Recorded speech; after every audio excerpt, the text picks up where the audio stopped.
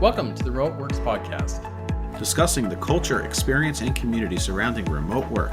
I'm Ari Winokur. and I'm Jonathan Sharp.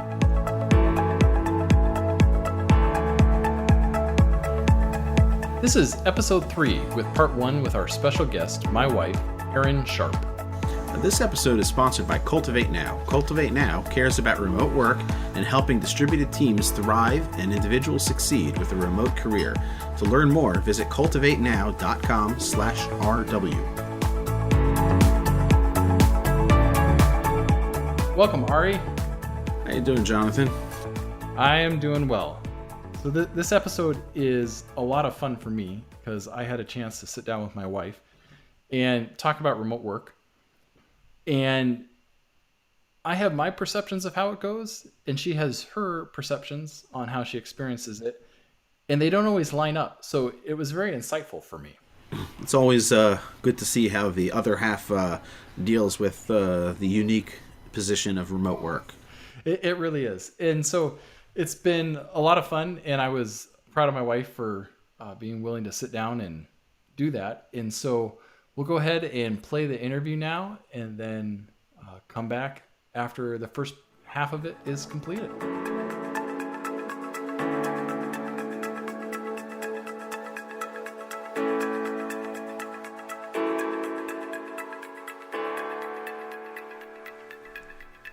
Welcome. I'm Jonathan Sharp, and I'm here with my wife, Erin. Hello, everyone. And our 3 dogs are over on the couch, lounging. And so a little bit of background about ourselves, us together. We've been married for 11 years, and of that, 8 of those years, I have worked remote, worked from home, and we worked in a number of different places. But at that time, I was working in a corporate job in the Cube Farm. You were very pregnant. You were very pregnant. Yes, yeah. That's a key fact. And one day I kind of came to you and said, hey, what do you think about if I worked from home? And really the motivation behind me asking that was I wanted to be close to our family. This was going to be a big change for us. We were about ready to be new parents, and we talked about it a bit. And what did you say? Well, being asked what I thought of you working from home would have been similar to being asked, what would you think if we were to move to Mars? I mean, I can formulate an opinion. Really, I had nothing to base my understanding or knowledge of a husband coming home and working from home. So I was excited and clueless. Yeah. And at that time, did you know anyone else, like any of our friends or acquaintances or anyone else that was working from home, really? I'm thinking, and I really can't recall anyone. Yeah. At that time, I knew 2 other people that I had worked with in the past, and I work in the tech industry, and they had transitioned to remote jobs. But up until that point, I really hadn't heard of many people at all working remote from home in a full-time capacity. Right, dedicated to home. Yeah. No, I mean, every once in a while you'd hear a story about, like, let's say a wife was really ill and there was kids at home, and the husband would come home and work from home while he helped his wife take care of the house and the kids for like a day, but nothing long term. Yep. It was definitely not the normal default situation. Correct. Of what that was like. So for us, we decided, I want to work from home. It'll be a good thing for our family. Our daughter was born. 2 weeks later, I went into work and I turned in my letter of resignation. I wish you had been there to see the look on my boss's face, because he was always up for joking and that type of thing. And I handed him my letter, and he looked at it and he thought it was a total joke. And so he laughed at me. He's like, "Oh, that was a good one." And I said, "No, I'm serious.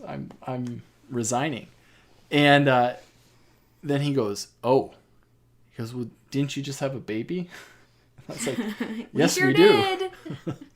So it may have been feasible to write it off as sleep deprivation or something at that point, but that was what we were committing to. And 3 weeks later, I walked out of that job for the last time. And my assumptions and thoughts of working from home was that this was going to be great. This was going to be an empowering thing, that you, Erin, my wife, had the same assumptions of what I needed to do for work, and that it was just gonna be that romanticism that creeps up about the topic usually. And that was kind of not the case at first, I think. And we'll get into kind of more of what I mapped out as 4 seasons of a remote journey. But there's this ideal of what it's like, and then there's reality. And we've experienced a lot of that. So over the past 8 years, there have really kind of been 4 seasons to working remote for me. And the first one was really in a freelance capacity. So what that means is I was doing a lot of project-based work. I had a number of clients, a number of projects going on at the same time, and not a real steady, predictable source of income. There's a lot of variability in that. And then there was a period of about a year, about 9 months, I would say, where I worked on site for a contract. And that was a period of a lot of stability. So I kind of jumped back into the on-site world for a bit. And then there was a period where I was really an entrepreneur and started a company with another developer. And that was about 2.5, 3 years in length. And then more recently, since exiting that venture, I've been a full-time contractor. And so that's been basically one client at a time in a full-time or close to full-time capacity, and a lot more predictability and stability with that. So of those 4 seasons, the first one, when I left my corporate job, was really freelancing. And what were your thoughts about that period of time? It felt a lot like going out and looking for food in a place that we weren't familiar with, to me, in a sense that there was no direct path of this is how this will work, and this is when it will work, and this is how long it will work for. And so it felt a little bit lost. I think another key part of that was how much others take on what we were deciding to do in our professional lives played a role into how we felt about it. I think, at least in our families, we were pioneering the idea of someone working from home, at least the man of the house working from home. And there was a lot of apprehension from close friends and family. And while we all like to be in the mindset of I'm independent and I don't need the approval of others, it does affect our way of thinking if the people who are close to us are questioning our decisions as far as what we're doing and what we're pursuing professionally in our jobs. Yeah. So that little bit of lost feeling piled on top with the initial family, what are you doing? Came as a little bit of surprise to me in the beginning. And it really caused me to have a reason to kind of soul search myself and find the strength and the confidence within us and our relationship and our ability to make sound decisions and really own it. And that doesn't mean that there wasn't hard days. There certainly was. There certainly is, and there will be more. But it was really what we were supposed to do and what we were called to. And it's been a really great thing for our family. Yeah. Because that first year, I remember when I filed taxes, and I had made roughly half of what I had made at my previous job. And I think that was a little bit of a... I was aware of it, and we did a really good job of managing the money that we had. But that was a significant paid cut for the approach that we took to this. So that was kind of the first part of the first season. And it was almost like jumping into cold water. Like you look at it and you're like, I definitely can do this. It's not going to be a big deal. And then you initially jump in and the shock of it kind of overtakes you a little bit. And so you got to kind of gather yourself and step forward in confidence. I will never forget that last day that I walked out of that job, and I left and was walking to my car to commute home for the last time.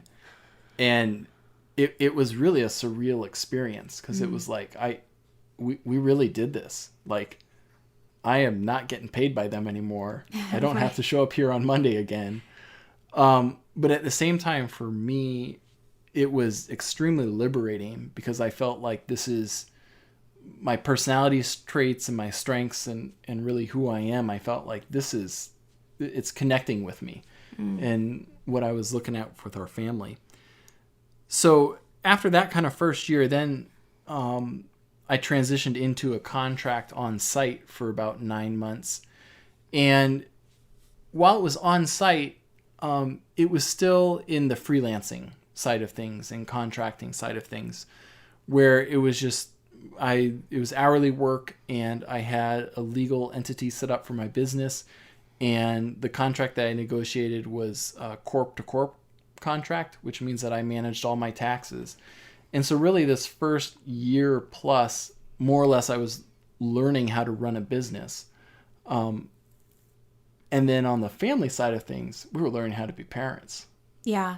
I think that portion of time when you were working more or less out of the home at the job site felt a little bit, looking back in hindsight, like you were getting the hardships of both worlds being working out of the home for another business, as well as all the responsibilities and hardships that can come and do come with working for yourself. So you still had to commute, you still had to play the games that you play to keep bosses happy when they see you face to face. You still had to dress up in a certain way.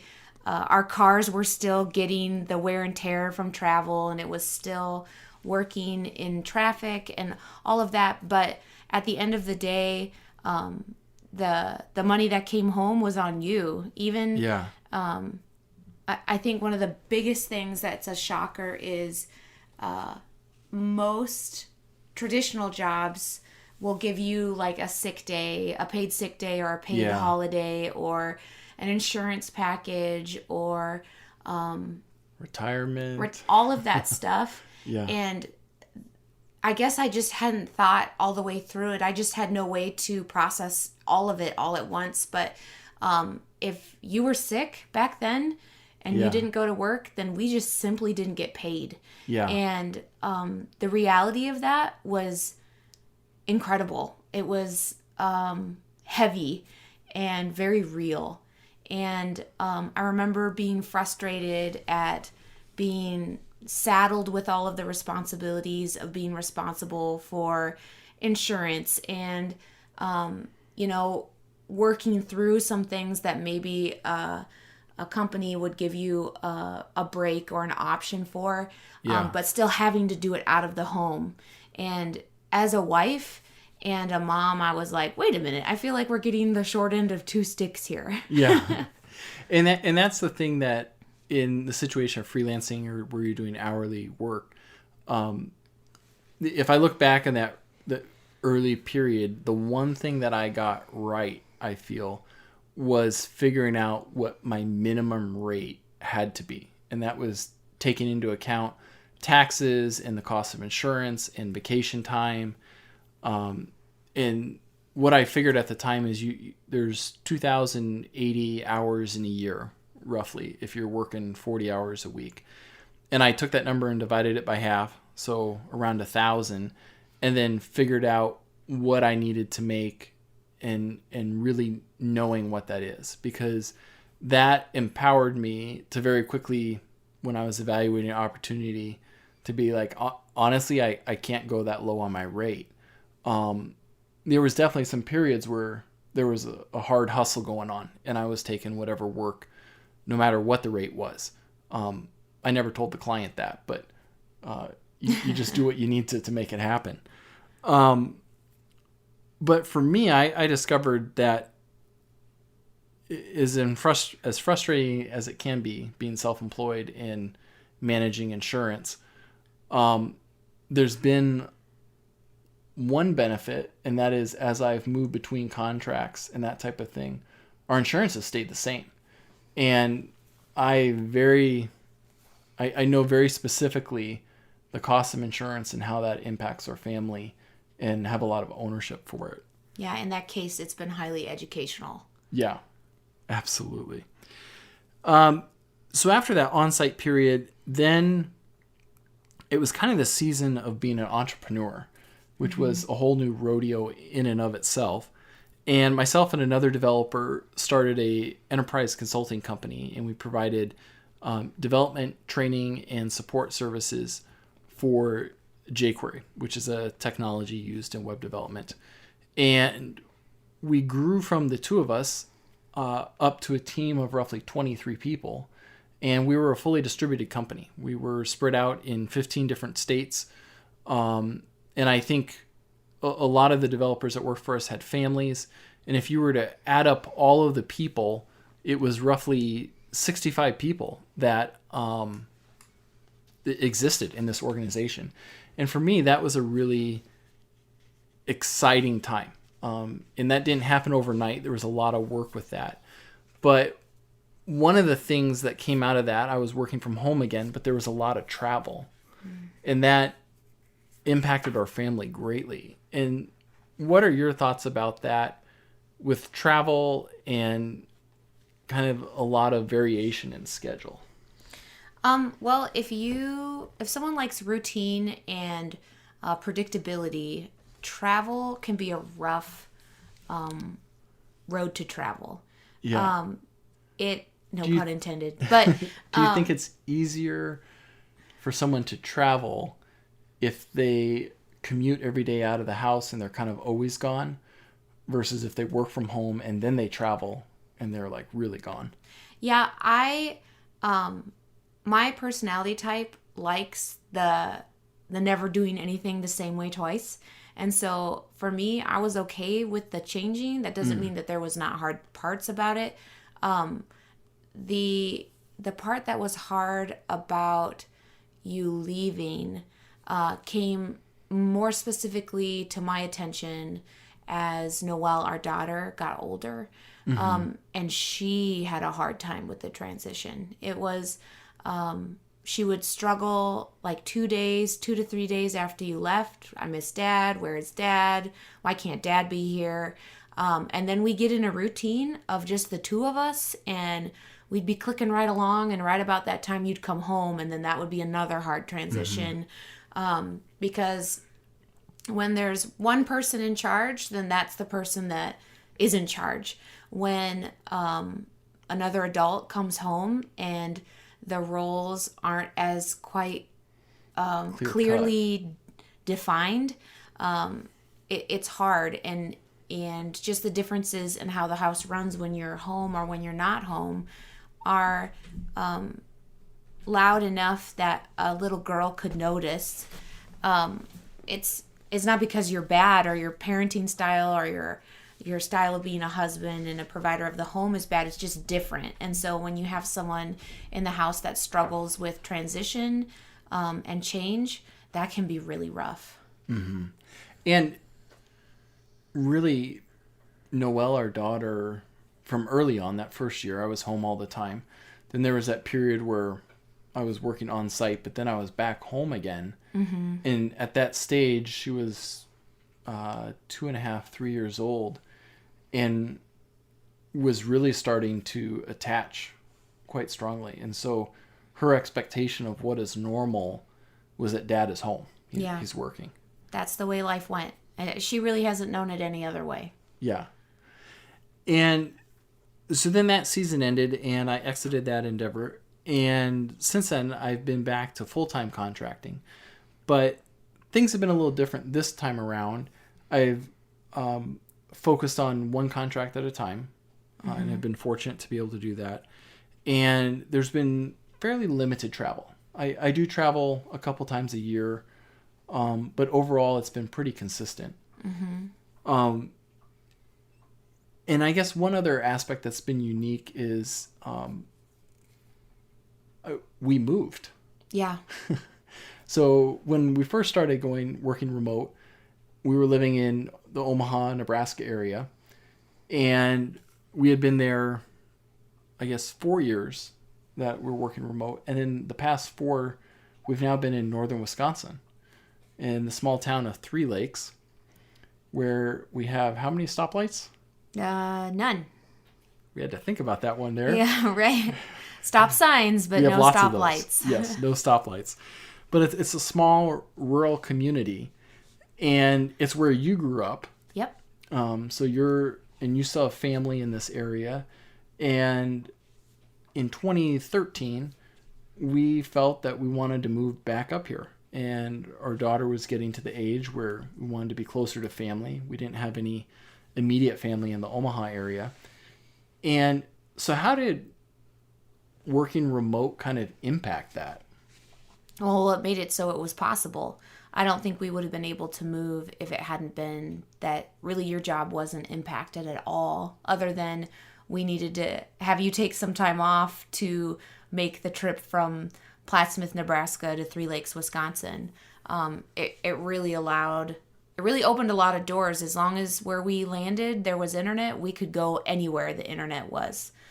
So that's been a real huge blessing. Yeah. And so where we're at, 3 Lakes, Wisconsin is not exactly a technology hub, which is my career and profession. So there are jobs up here in web development and that type of thing, but they're kind of far and few between. There's a few of them. There's a handful of them.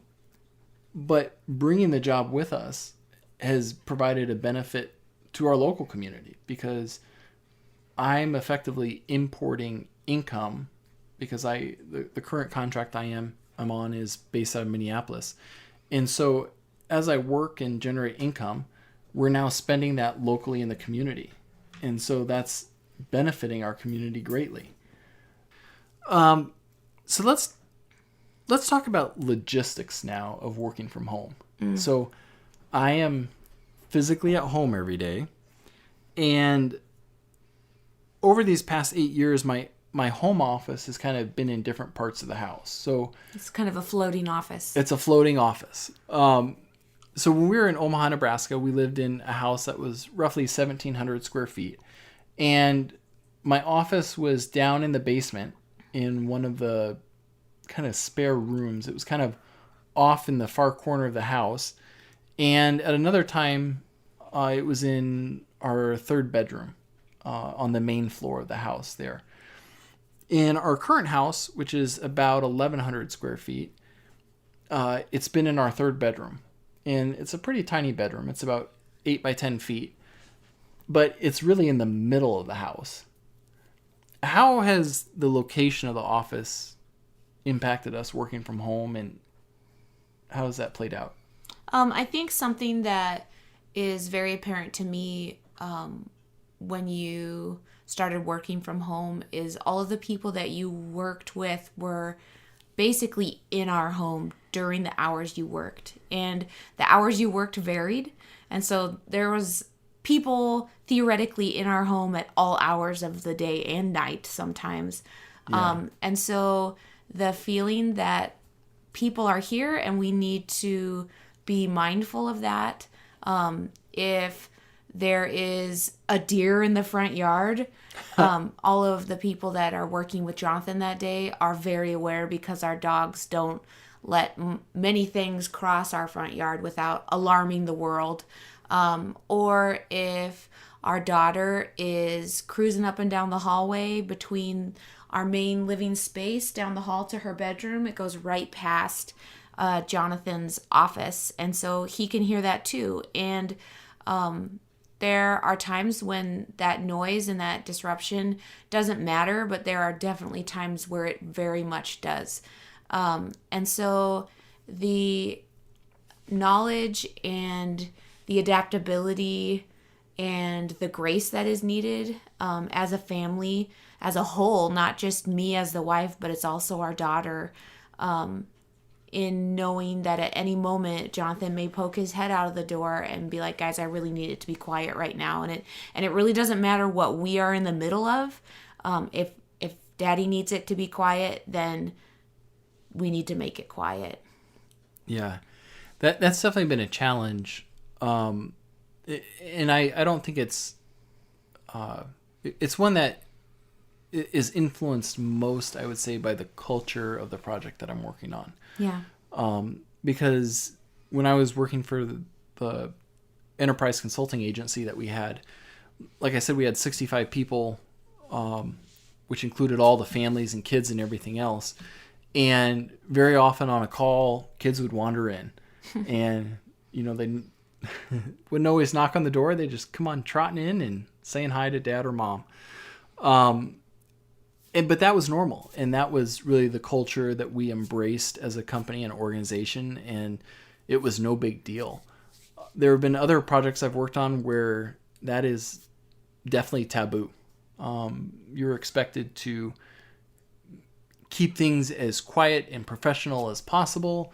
And you might as well be working in a remote satellite office. And that's the culture that they want to really broadcast. And I think as the family, we can feel that because you are a little more tense because you want to make sure that things stay looking and sounding and basically like we don't exist during your work hours. And so we more or less have to sound and act like we don't exist. And that can be fine. And sometimes that can be really difficult. Mm-hmm.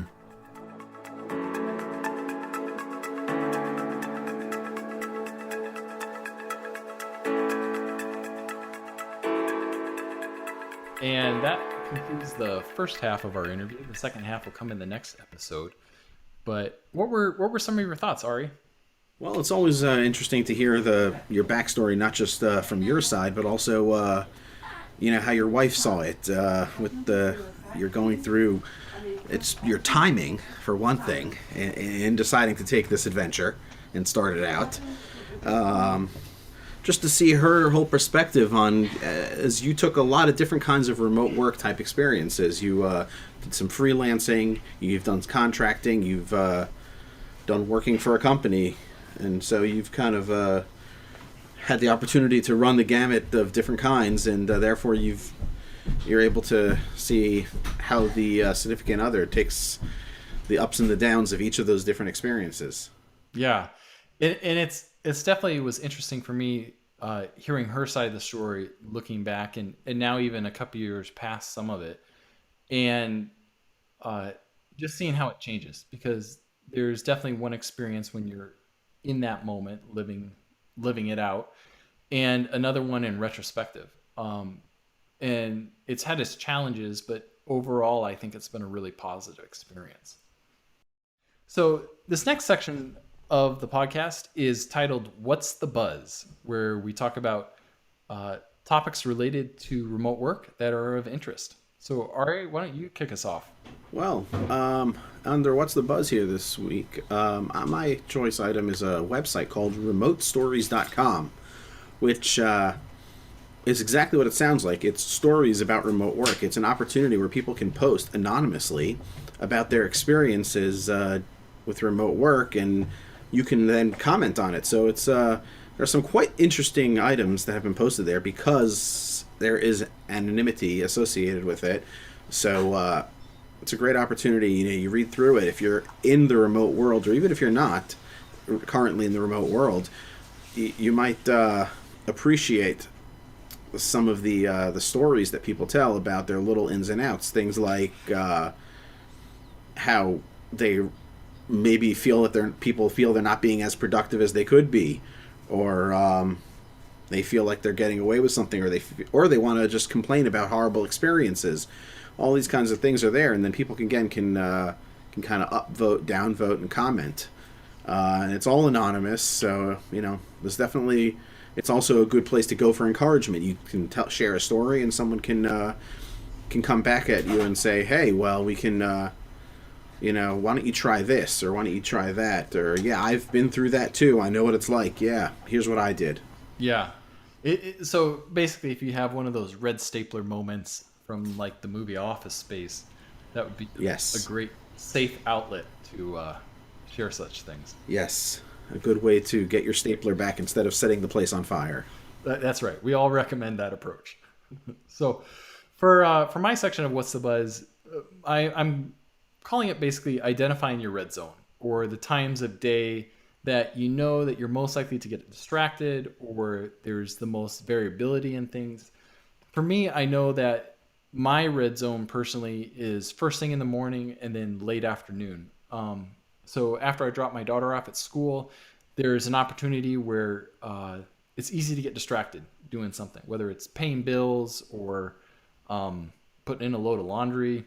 And basically what I do is I mark out on my calendar, I'm in the red zone now. I need to really focus on getting started. And once I get started, it's easier to really keep going throughout the rest of the day. And then at the end of the day, between like 3 and 5 p.m., my daughter gets home from school about 3:15. And I take a couple moments and get a chance to hear how her day went. But then there's a lot of variability sometimes in schedule with dinner starting to get made and things like that. And so I know that that's my kind of time to really hunker down and focus and finish strong. So if you're having a hard time getting distracted, take a moment and map out when your red zones are. It'll help you identify them so that you can then be sure to focus extra hard in those times. All right. Well, yeah, definitely. Everybody's got the different times of day when they work best. And that's one of the great things about remote work in a lot of cases, too, is that you do have that flexibility. You work when the best time for you. So thank you for listening to the Remote Works podcast. This podcast is only half of the conversation. The other half is from you, our listeners. We love our listeners and your questions. You can leave us a voicemail in your own voice that we may incorporate into a future episode at remote.works/voicemail. The show notes with links to resources along with a full transcript of this episode is available at remote.works/3 for episode 3. If you'd like to sponsor an episode or recommend a guest or topic for the show, visit us at remote.works. Finally, until next time, I say to you, go be awesome.